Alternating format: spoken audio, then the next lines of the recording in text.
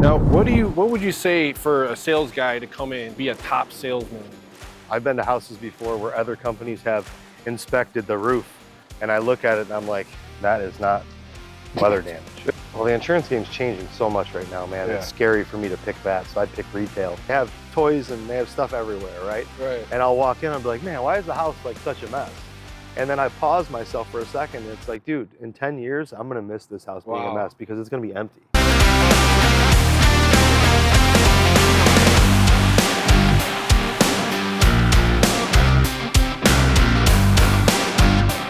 What's a good goal to from starting off at 700,000 to consistently start seeing yourself grow as a company, like bookmark wise?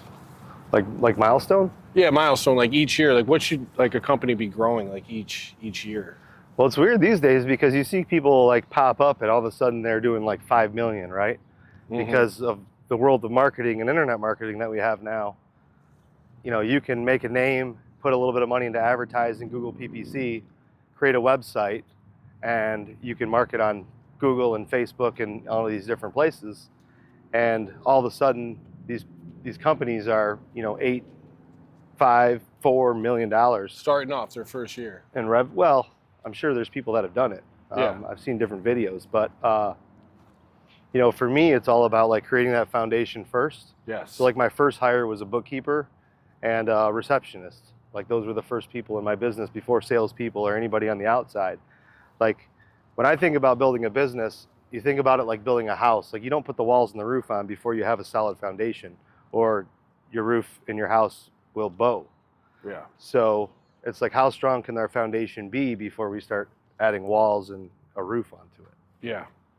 You know, what I found is, my first hire was an assistant. That was the scary thing, just having to dish out that paycheck knowing that I'm gonna have to pay her, but it ultimately ended up helping me, saved me time, which made me be able to run more leads and make more money. Yep. My second hire was the bookkeeper, knowing all my finances are at, but like you were saying with the finance, or I'm sorry, what were you saying? No, with the grounding, building a house. What you're showing me right now is to have processes and policies. That's all about the whole structure itself, and I'm finding that that is super important. So yeah, I think it's a big thing that I missed because I think at any stage in the game, companies, regardless of industry, they're so focused on revenue numbers and hitting their revenue goal, where they're so focused on the external components of the business. Right. Because the internal components are boring. They don't really produce money right away. They're more of an investment. And the external components of the business are what bring you results tomorrow. Yeah. Sales and marketing and stuff like that. More long-term, right? Yeah, where the inside processes is more of a long-term play on how solid our foundation is going to be and being able to predict when we have cash flow problems, when we need to hire somebody, when we, we're seeing different things happening and kind of predicting them before they happen. Right. Now, what would you say for a sales guy to come in? What would be to be a top salesman? What would that number be? It seemed like when I was doing it, I was working at a company right around the corner from here. It seemed like $1 million closer was the spot to be at. Yeah. However, I was telling Anthony last night that it seems it's million ain't shit anymore. Right, because of inflation and stuff, right? Yeah. So I think 1.5, 1.7 is, I like my new guys to be at $1 million. Their goals and their performance pays based on $1 million. And then for the more seasoned guys, they should be hitting between 2 and 3. And then your superstars will be 4, over 4, depending on how your company's structured. That's in Michigan too. Right. I don't know about you, but we feel a really big hurt in, come after Christmas or crap, 2 weeks before Christmas to, March. So that's 8 months? Yeah. 9 months out of the year. So. But in turn, I think just from knowing people in the southern states and Atlanta and Mississippi and those areas, they're selling shingles they're selling roofs for $400 a square. They can't get what we get. And I think that also has to do with our codes. We need ice and water shields. Yes, that's true. Our insurance estimates are crazy. I had my buddy come here from New York, and he was showing me what he gets for insurance, and I was showing him mine. And he was Yeah. like, dude, I can't believe you guys get that much Yeah. for your And insurance. then what would you, jump for joy, like in a dollar amount, like per square, that an insurance company would pay out? I mean, I think here, 850, 900, Yeah. if you And write the scope properly. yeah, that's like what, like 2 layers, 6, 7 pitch, 2-story. Right, two-story, you get your two-story charge, your steep charges, and then you add in your different components and pieces and chimneys and flashings. And I think that's a big thing people miss too, is they're so in a rush to get the job and sign it up that they don't take time to supplement, or they don't understand proper supplementation. Yeah, supplement. And, Now, or the homeowner's pushing you to get it done, Yeah. and you don't have time to supplement. Now, supplementing has been like my biggest bog down, man. I did reach out to Dimitri, and he said, reach out to some company out in Florida, and basically look at it like you're worth $300 an hour, and if you can find someone to do that, for cheaper, then outsource. And he said, so he suggested, outsourcing the supplementing part, so take that away from me. Who supplements, who does all that for you? So we do some of it in-house and we do some of it externally. What I found with the external companies is, I mean, they will raise the bottom line, and they're only taking a piece of like what the gain you're getting, right? Like whatever additional to the estimate. But the turnaround time's 4 weeks, 6 weeks, 2 months. For the supplemental companies? Right, for the supplemental companies. And then they'll write this beautiful report, and they'll call the insurance company, and the adjuster will be like, well, I don't agree with this item, this item, this item. And then they'll be like, okay, that's cool, no problem. Like, we're here to fight, like why? Like, justify to me why I can't have that item, because that item needs to be there. So you're saying it's more efficient being in-house instead of supplementing out to or outsourcing to a supplemental company? Yeah, I'm not to the point yet to where I know some friends that own bigger companies that all they do is insurance, and they have supplementation teams in-house. Yeah. I haven't found somebody that is like on that level, but we have a public adjuster that we use to write all of our estimates. Yeah. And we just pay a flat fee. Yeah. And he's actually one of our local adjusters that we meet all the time. Yeah. Well, that's a good question. When would you use a public adjuster? Because like personally myself, I could take it to appraisal, I could take it to or do a reinspection, appraisal, and usually I'm good at that point. And then you take it to umpireship. So I haven't had to really reach out to a public adjuster in Michigan. I know Florida, that's their their first thing. Yeah. They sign them up, give it to the public adjuster. So when should someone use a public adjuster in Michigan? I mean, for us, like the fee for our public adjuster is so low that it's one more thing off our plate. Like, I look everything in time and man hours. If I'm spending time and man hours fighting a claim, meeting the umpire, going through the appraisal, doing all the paperwork, like how much money did that cost me in my time or my team's time, rather than just paying somebody $1,000 to like, here's $1,000, like get this claim done. Right. Right. So I think like bigger claims, like if yeah, it's, bigger claims. And I've been in conversations where my PA is talking to the adjuster or to the desk adjusters, like literally yelling and like being super aggressive. And that's not me. Like I'm not rude to people like that. But they can, because they're PAs. Like, we have a reputation to withhold. And one good thing about Paramount is we've built such a great relationship with these adjusters that as we expand, that's one of the things we're really teaching our guys is like, we're not out here to like cause damage to roofs, and we're not out here to piss off adjusters. Like, these guys refer us all the time, so we got to keep them happy. Yeah. So I think there's like a fine line, of there's companies around here of that, and I know of, that do a lot more insurance work than both of us. And every time the adjuster is going to meet them, they're like, oh, I got to meet X company again, right? Yep. Like, oh, I'm sick. Like, I don't want to be that guy. Yeah. Or before we even show up, they're wondering if it's that company. Exactly. I mean, I'll get calls and be like, yeah, we're doing this claim. I haven't heard back from that company. And then I show up and I let the adjuster know. I'm like, hey, I didn't call this claim. Right. They're like, yeah, let me guess, so-and-so. And you're like, yep.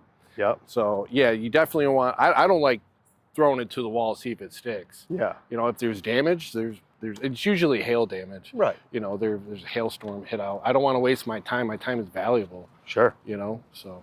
Yeah, not only that, you'll go to a house. I've been to houses before where other companies have inspected the roof, and I look at it and I'm like, that is not weather damage, Right. right? So Well, now, what do you do at that point? Do you let the homeowner know, or do you just file the claim? well, typically by then the claim's already Oh, right, filed. right, The right. homeowner didn't trust that company, so they called Yeah. us. Okay. And typically I'll know the adjuster. If not, I'll call the adjuster right away and say, hey, listen, I've already inspected this roof. There's damage on this roof. It's questionable if it's weather. Yeah. And they'll kind of know what I'm getting at. Okay. And I just want to let you know, like, hey, this was not me. Yeah. Man, landmines everywhere. Yeah. But just try to let them know, like, beforehand what we're walking into. Yeah. I had a claim. Oh, this was rough, man. This is last year. It was a 2-story aluminum sided house, and I got there, and the bottom 6 feet, as high as you could reach, was all beat up. There was no marks above 6 feet. So it was obvious. Obvious. Jeez. So I called the adjuster, and the adjuster was one of the guys I meet all the time. I said, listen, man, just to let you know, this is what you're walking into. And yeah, because you don't want it to fall on you. No, of course You don't not. want the eyebrows being. And I mean, if I was to do damage, I'm sure I sell not going to do 6 feet and not the rest. You know what I mean? Come on. Right. Yeah, I had an adjuster say that I caused damage. She's like, it looked like it was from a ball peen hammer. I'm like, ma'am, I have a child, and I make $100,000+ a year. I'm not going to use a ball peen hammer. Yeah. You know what I mean? Yeah. I'm like, that's like homeowner or like rookie stuff. Yeah. So yeah, and I homeowners too, like the biggest one is they're always like, yeah, if you want me to go up there and Yeah. and I'm like, I just had that the other day. dude, no. It's like, because I've had a homeowner, I got to a claim and then the shingles were ripped like this way. Oh. Wind doesn't do that. Like you can't. Now it makes me, and I'm like caught off guard, and the adjuster's looking at me like, what? Right. I'm like, dude, no. Yeah. And I think they know. That's tough. If you're going as an owner, owner when you know Yeah. what wind looks like, and I don't recommend doing any damage, but yeah, it's a scary thing. It is crazy. I was on one the other day, and the guy the shingles were old, so all the fiberglass was showing, right? And he's like, before the windstorm, all those shiny spots weren't there. And I'm like, okay, cool, yeah, I'll go up and check. And had can vents, big 12-pitch hip house. Yeah. And I get up there, I was like, dude, there's no damage on this roof. He's like, well, can we make damage? He's like, I'll go up there and I'll dent those cans and put some dimples in it. You know what I mean? He's like winking at me. I'm like, one, you're 60 years old. You're sure as hell ain't getting on that 12-pitch roof. Yeah. Two, you have no idea what you're doing. So it's not going to fly. Yeah. Yeah. These adjusters are smart. They've Right. been, like I was. And I'm not putting my name on that either, Yeah. I was telling my new guy that I just hired. I'm like, look, when you're going on these adjuster meetings, I mean, these adjusters go on, 5 to 10 roofs a day. Yeah. Pick their brains. Mm-hmm. Like they're the guys that are seeing damage every day. They're talking to contractors. They've been doing it for most likely been doing it for like 10 years. I mean, pick their brain, asking questions. And that's how I've got a lot of my information. Same. And then now that goes back to the homeowners, it makes it look like you know what you're talking about, because you do. Mm-hmm. So talking to adjusters, just picking their brain is huge, I feel, Yeah. sort of knowledge-wise. I mean, that's how we all learn, right? And keeping that good rapport with them and talking to them and helping them. I have my new guys, like, set up the ladders, like get their stuff together. Just ask them questions. Like, what are you marking? And some of them will tell you, and some of them just won't say anything to you. Yeah. How about this? If you had to pick one, retail or insurance, like you can only do one more, which one would you pick? Well, the insurance game's changing so much right now, man. Yeah. It's scary for me to pick that, so I'd pick retail. Yeah. Now, 3 years ago, I would choose insurance. Yeah. But now with the ACV are changing. Are they percentage changing in Michigan? Yeah, so Citizens, any renewal of a Citizens policy is 1 or 2% of Really? their deductible I didn't know ACV that. policies. I didn't know that. And then they're not 'cause warrantying Citizens any roof. been paying out. Yeah, I mean, they were the number one, right? You get a Citizens claim, you're like, oh, home run, easy. Yeah, I wanted a list of Yeah. every single Everybody wants platinum Citizens. roof. Yeah, so now they're also not insuring any roofs over 12 years old on the renewal. So they're ACV policy only, right? Okay. So if your roof's over 12 years, then they're just going to write you an ACV only policy. Yeah. So I think what we're going to have to do, and what the industry is going to have to do, and I know I talked to somebody in Colorado right after they had a hailstorm, and he was telling me he did 42 inspections with damage, like, because they had big hail in Colorado, and he only was able to sign 7 up because all the rest of the deductibles were too high. The customers couldn't afford it. Yeah. So that's like, Is that the future here? I'm not sure. Yeah. But I mean, I think Colorado and like Florida, there's just storms every. right, Texas Yeah. and all that. Yeah. But I think what the move is, getting ahead of it, is teaching the insurance guys the retail closing, handling objections process. Because when it comes to a 2% ACV, or I'm sorry, a 2% deductible, then say the customer's deductible is 25 grand on a $60,000 claim. Well, the customer's gonna have to come up with a difference. So you're gonna have to be able to overcome those, show the different packages, and because now you're competing for business again, right? Yeah. Like you don't just sign the work authorization and the job's yours. Yeah. They're going to be a lot more. And the sad thing is that homeowners don't even know what's in the policy. These insurance agents, not all of them, but some of them will just sign people up like, hey, I want the cheapest insurance policy. It's like, okay, cool, here it is. Right. Right. Or And just then, tell them like what I've heard. Like I didn't even know I had that 1%. Exactly. Like, hey, just Nobody let you know does. you're going to save a little bit money. Sign off Right. on this new policy. And they're like, okay. And Right. back in the day, the deductibles used to be like $250 for like AAA. Like Yep. if you've been in it for so long, I don't see any of those anymore because they're just, signing these insured new policies and having them sign it because they're going to save a little bit of money. Yeah, I think that's the thing is, and insurance too is such a commodity, right? Like if all the coverages were the same, why wouldn't you go with the cheapest price? And that's kind of how people look. Like we're shopping our insurance for our businesses, our cars. Like I don't care if it's Frankenmuth, AAA, Citizens. I don't give a damn, right? Like you're insuring my car, you're insuring my car.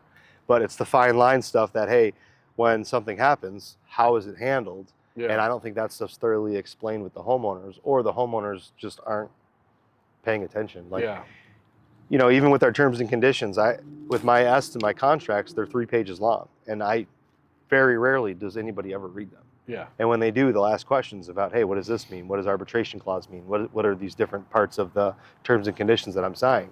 But for the most part, people just sign off, right? And then, I've never had an issue, but there's a clause in there about driveways. Like in Michigan, I know in other areas they don't, but in Michigan, the suppliers, ABC Supply, SRS, they load roofs for us, right? So they back up in the driveway with the boom truck, they put the shingles on the roof. Well, we're not engineers, we're not inspecting the concrete or the drainage of the house or anything to know that, hey, this driveway is going to break or not. So you'll look at a piece of concrete, we always take pictures in company cam prior, and if there's a cautious thing, like say the driveway is already cracked or it's showing wear, we'll caution the homeowner and say, hey, this is probably going to be a good idea to do a ground drop. It's going to cost you a couple bucks, but it's a ground drop. But if the driveway looks good, the driveway looks good. Once in a while, the distribution drives over the driveway and it cracks, right? Well, whose fault is it? Is it SRS's fault? Is it my fault? Is it the homeowners not do the due diligence to make sure that it can carry the weight? Contractor's fault that installed it. Right. Told them there was. And what ends up happening is our payment gets held up because obviously we are the ones that drove on there. But in the terms and conditions, it says that myself as well as my affiliates aren't responsible for any hidden things. Like I didn't know that your driveway was 4 inches with sand underneath it and there was a drainage pump. Like how do I know that? I don't know. So we actually talked about this earlier. I've been having that issue where the truck's showing up and they're knocking on the door and say, hey, we need you to sign this waiver. Your driveway may crack. And now all of a sudden the homeowners are like, well, I don't want you on my driveway. Sure. And we didn't have that conversation beforehand with the homeowner, like, hey, your driveway may crack. It's kind of a gray area. Sure. Know? So, but then now the materials on the ground, my guy's got to hump it up there. Mm-hmm. So what would be the best way to, coach your customers beforehand? Sure. The truck shows up. Yeah, so for us, like once the job's, the sales guys will touch on it, and then once the job's all ready to be put into production, our project managers go out and visit the job site before the job gets built. So they're reviewing all the notes from the sales guys, going over the contract, the colors and everything with the homeowner. And then we have a tip sheet that I showed you earlier that we discuss with them, say, hey, here's, it says stuff like, if you have solar lights, we're not responsible for moving them and putting them back because, as you know, you'll pull the solar light out, the stake will stick in the ground and you won't be able to find where it goes. Yeah. Sentimental, people have pieces of stone with their kids' handprints in it with a year. As soon as you pick it up, the thing crumbles. Like, I'm not responsible for that, Yeah. So we'll reiterate that with the customers and let them know, like, hey, here's the possibilities. Yes. That could happen. And if they're like, okay, well, we want it to be ground drop, then we just submit a change order and be like, all right, well, it's going to be X amount per square for us to carry it up. Send them a a contract or a change order. Cover your tracks before it even Yeah, just happens. cover my cost, right? Yeah. And, you know, then you got to worry about the gutters and everything else. So we need extra gutter protection, making sure that, you know, the gutters aren't being ruined while we're walking shingles up. Yeah, because that stuff's heavy. Right. And typically what we'll use is we'll use one of those, I don't know what they call them, ladder vaders. Yeah. Is that what they called? Yeah. I've tried to find where they're hard to find. You don't see them. It used to be a lot more crews used to use them, but they're hard to find nowadays. Yeah.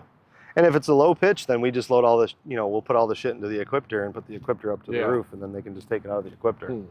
Now, what are some of the, you know, you being in business, how long have you been in business for? 2013. 2013? Okay. Yeah, so 11 years. Yeah, 11 years. What are some of the top, like, traits you've seen top sales guys come in? Like, what are, like, the attributes that you just seem like you just know that guy's going to be a killer? Yeah. So one, I was showing you earlier, I use personality tests before I even interview anybody. Yeah. So if you send me a resume, I don't even read it. I just automatically apply with a personality test. And when you send me a personality test back, I want to make sure that it's a salesman trait, it's a yellow or a red. And then I know that, hey, at least they have the build for the sales position. Sure.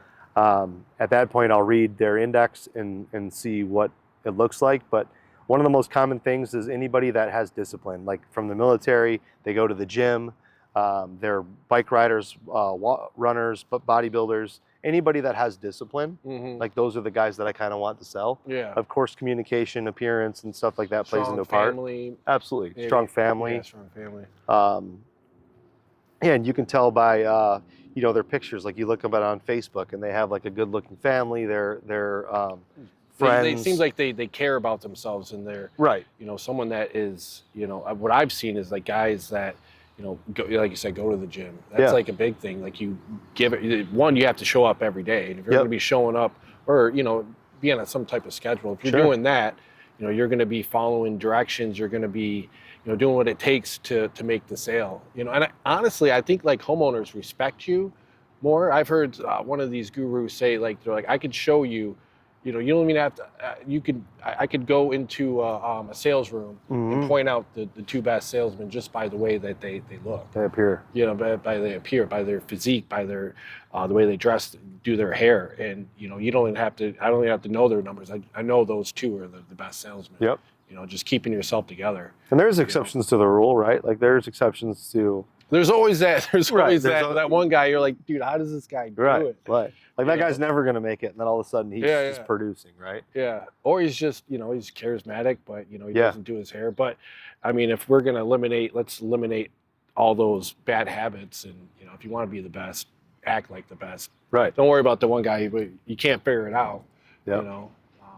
That's the same thing. Like if somebody shows up to interview in a suit, I'm just like, nope, you're not going to make it. You know? No, why is that? A suit to an interview? Yeah, like, I don't know. I mean, I'm sure people will disagree with that. Yeah. Like, I don't want to see the dressed up you. I want to see you. Right. I want to see you. Like, so when I'm interviewing people, like, I'm more into conversation than I am like grilling them about, you know, how did you? I mean, I asked like, how do you hear about? Well, what do you position know? are you talking about? Like sales. Sales. Okay. Right. Yeah. Now, and again, it depends on their background, right? If they're used to selling certain items and they're used to dressing like that, I guess there's an exception. But anybody, I guess, I don't know. I've never had anybody work out that showed up in a suit. Okay. Because it's like, I don't want to see the dressed up you. I want to see what do you look like? You know, like, how do you present yourself? How do you speak? Like, wow, that's. Yeah. I haven't interviewed too many, but I guess I wouldn't imagine someone showing up in a suit. Right. But if they did, I would respect it. You know, I would be like, man, this guy's showing up. But yeah, who is the real you? You know, I mean, you're coming in for a salesman. You're not coming in, you know, to. And it's the same thing. What if somebody showed up in like, you know, ripped up jeans and just like a t-shirt that was, you could tell worn a million times. Yeah. I mean, clearly, if it's their first day on the job and, you know, I mean, I don't know, you know. I like guys that just, you know, show up like, hey man, like, how's it going? Yeah, personable. Yeah, like wear a polo, you know, look nice. But I don't want to see. Nick just showed up. He was in, you know, decent jeans, a Yeah. polo. And I think he had a stain on it. I was like, dude, you got to get rid of that stain. No, that was the next day. He wore the same shirt 2 days in a row. Yeah, but no, he's got a couple shirts now. So. Right, he's all set up, man. He's all set up. I put a video out there, and I don't know if you've seen it. I just said, I was asked, you know, how important is it to, have a good woman in your life? And I got a lot of backlash, like, oh, what do you know? And all I was asked was, how important. I feel it's super important because you're coming home to, negativity, and you're trying to run a company. I was trying to convey it, running a company, or just being a salesman. You can't be a top salesman with all that negativity. How Yeah. important do you think it is to have a good girlfriend, a good wife, in your life? I mean, I don't know anything but that, but So it's kind of like foreign, like, yeah, that's yeah. good. But I mean, you know too, like when you have those guys that have like bad relationships at home, I mean, one, you bring that shit to work, right? Yeah. Like it's really hard for most people to separate the home life and the work. Like if you and your wife aren't good or going through something terrible or whatever, Yeah. like it's gonna reflect on the inside. It reflects on your sales. You can't. Right. Your girl's on the phone screaming at you. Right. or Like get home, you're always gone.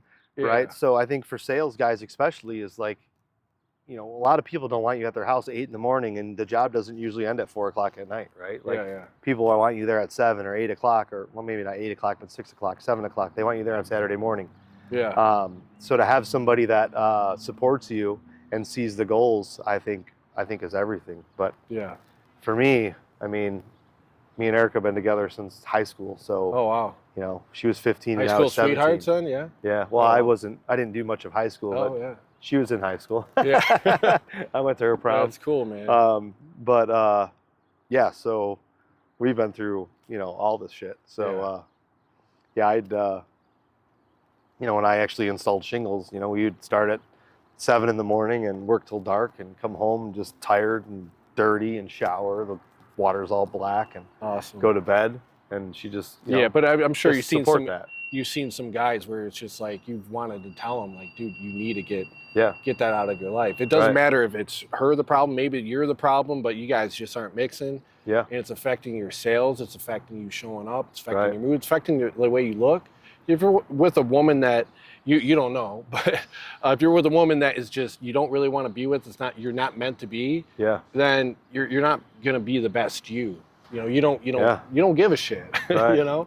And then once I became single, I started giving a shit and start working on myself, and you just start becoming the best person. And then once you're the best person, you can find someone that is truly like meant for you. And then when you're at their best, you can give your best, right? Yes, it's almost like when I talk about like food or different things, it's like garbage in, garbage out. Like when you're adding to your information to your CRM, right? Like if we put it into a CRM, garbage in, garbage out. How much did you have to eat today? Oh, a whole bunch, man.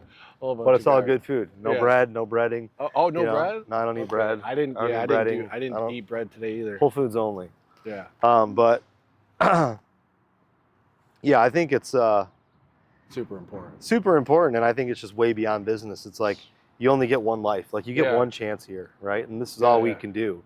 And when we're done with this life, right, and you're 70 or 80, if the Lord lets you live that long, and you're laying there, it's like, what do you want to be remembered for, and what legacy do you leave behind? Yeah. Like all those years you wasted feeling negative and being put down and not being your best. Yeah. It's like you only get one shot. Like we can't rewind. Yeah. We can't go back. Can you imagine being a business owner and then you're out with your guys or by a job site or at a Christmas party and you got your wife like just screaming at you? Yeah. No one's gonna. I mean, we see it all the time. Yeah. No one's gonna respect you. Right. And that and if you want to be the top company, you have to have a woman that respects you. Yeah. So. And I think in turn you have to respect that woman back. Yes. Yeah, absolutely. I always talk about time with my kids and my wife. Like now I have more control over my life, right? Because I'm in the position so I can be at home every day for dinner and we'll eat dinner together and we'll spend weekends together.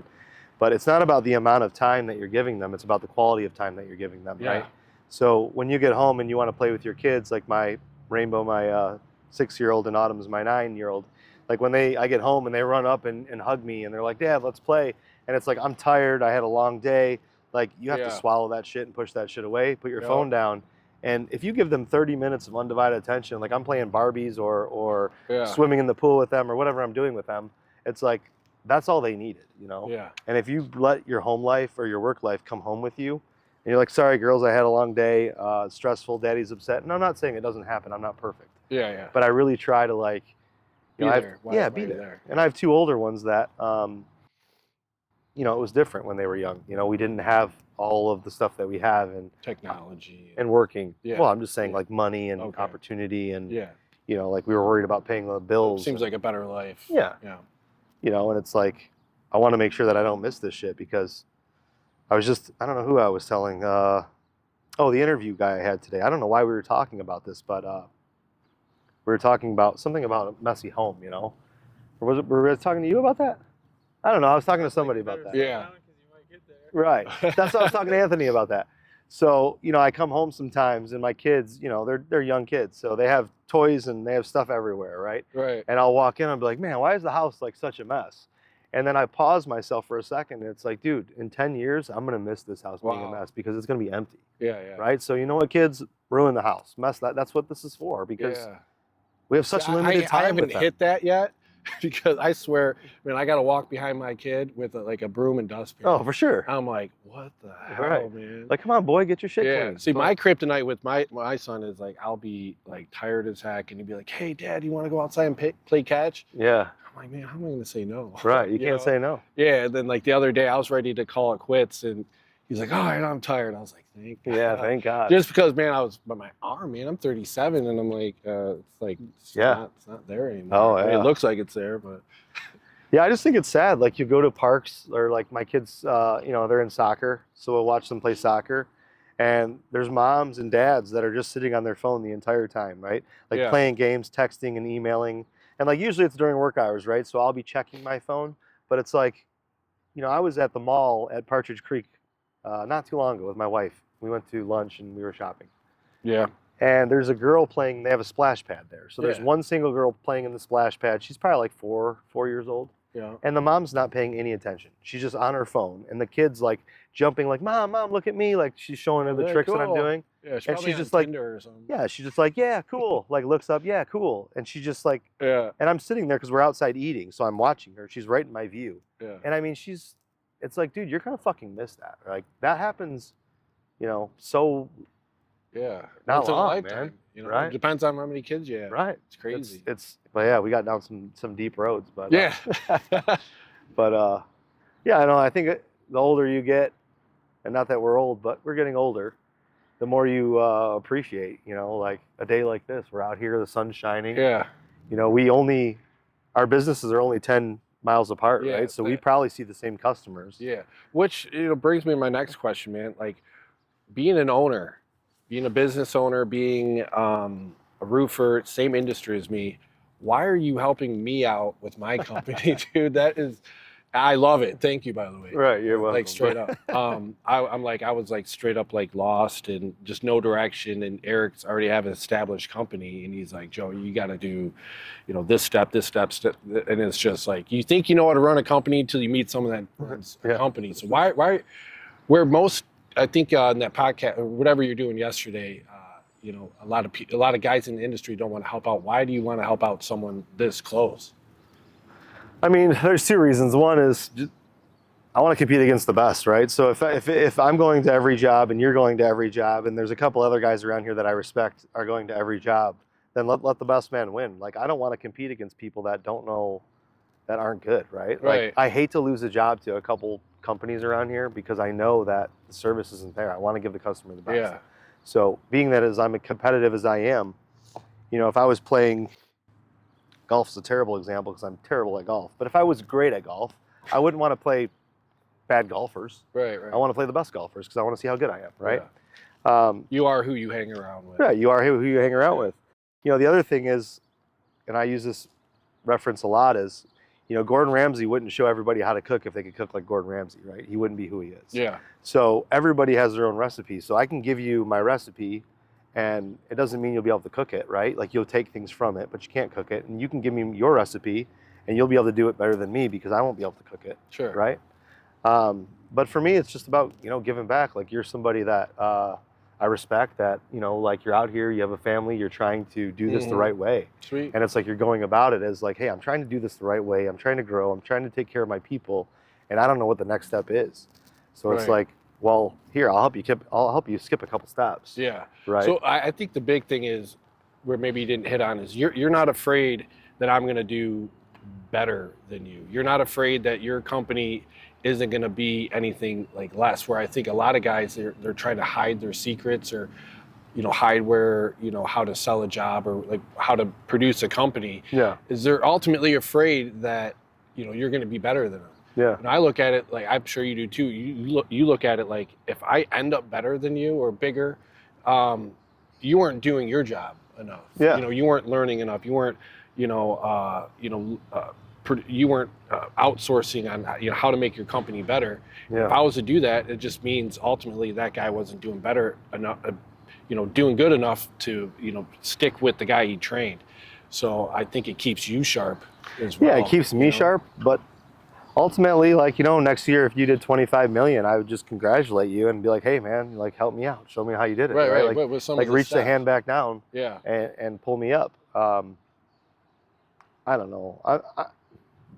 I'm not. You're just not a I'm not worried guy. about it. Yeah, Yeah, I'm just not worried about it. Yeah. And I'm competitive, so it's like, I hope that happens where it's like, hey. Well, it's just to show you're successful and you're training other people and you're helping people, so that can be done. Yeah. You're giving. Real leaders create other leaders. Right. Like, right. And I'm a true believer is, you're not born a leader. I mean, you could be born a leader, but leaders can be made. So. That's interesting. I think the opposite. I think leaders are leaders, and Really, they can't be trained. it's kind of like, a salesman. Like, you get a guy come in, right, and he doesn't know anything about sales. He's not a salesman, but he can be, taught to be one. He could be taught to be one, but could he be a sales manager? No. Right. Well, I mean, typically not. Yeah. Now, and there's an exception to the rule. Once he sees the paycheck. Right. Yeah. It's different, right? It's different. Yeah. But like the leaders in your company, you asked me earlier when we were in your office, like, what's the thing that changed you and made you learn all this stuff you're showing me? Yeah. And it was like the time that I hired a real leader, and they showed me what a real leader looks like. Like, okay, I know now that I don't have to wear all the hats. Like, I don't have to do this anymore. Okay. Right? Like, I can depend on them.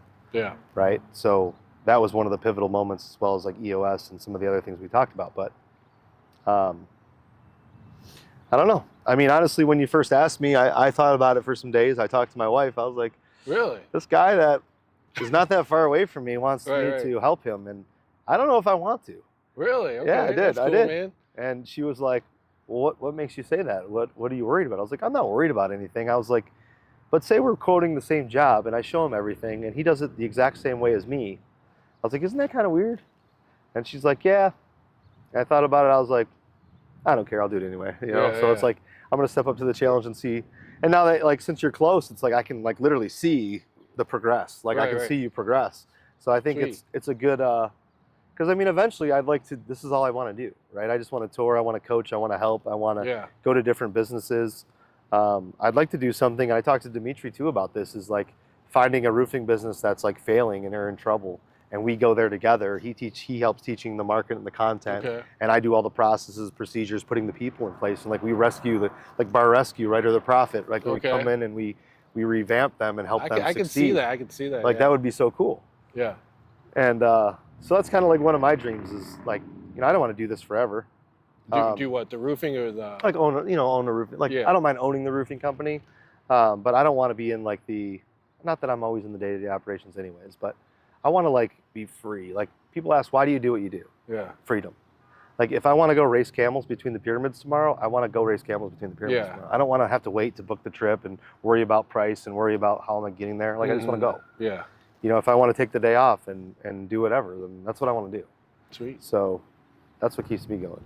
Awesome. And eventually just coaching and speaking and creating mastermind groups and content and leave a legacy, leave a footprint that was, like one day when people are carrying my casket, a story, it's like he was a good guy. A movie worth watching. Yeah, a movie worth watching. Like, would you watch I hear, like, would you even watch the movie? Or would people watch the movie that you're producing right now? Right. Is it interesting?